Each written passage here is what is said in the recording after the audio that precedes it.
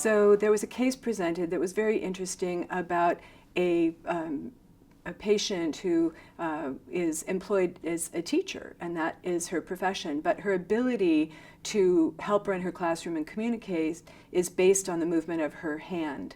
So she has otherwise very limited movement and limited other capabilities, but the question was, is it worth treating a patient to preserve hand function, very distal motor function, and is that valuable and is that worthwhile?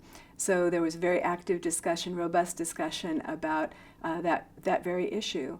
There isn't a lot of adult SMA data that is available to draw on, and that makes the decision making harder when there aren't data elements to look at to be able to predict or to really look at outcomes.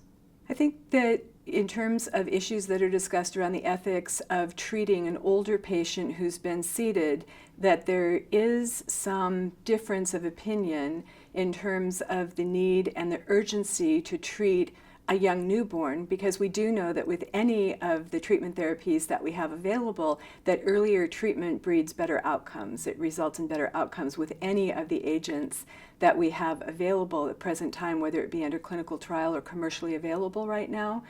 To treat patients who are seated, who have multiple contractures, I will say that another very active, robust area of discussion is the outcomes that we have used in clinical trials to measure effectiveness and how inadequate they are in an adult patient.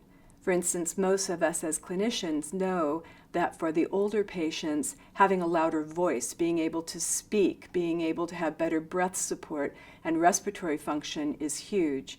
Being able to have preserved handwriting and be able to actually take notes in class, or to be able to work without the extensive sort of fatigue and weakness that happens is incredible. Being able just to self-feed is also something that, in terms of quality of life, it's not something that we've measured in clinical trials, but it is something that patients report to us when they're treated.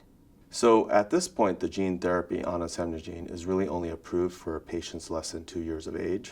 So that's not a medication that could be used for older patients, for even older children or even adults. So at this point, our management for older children and adults is nusinersen only.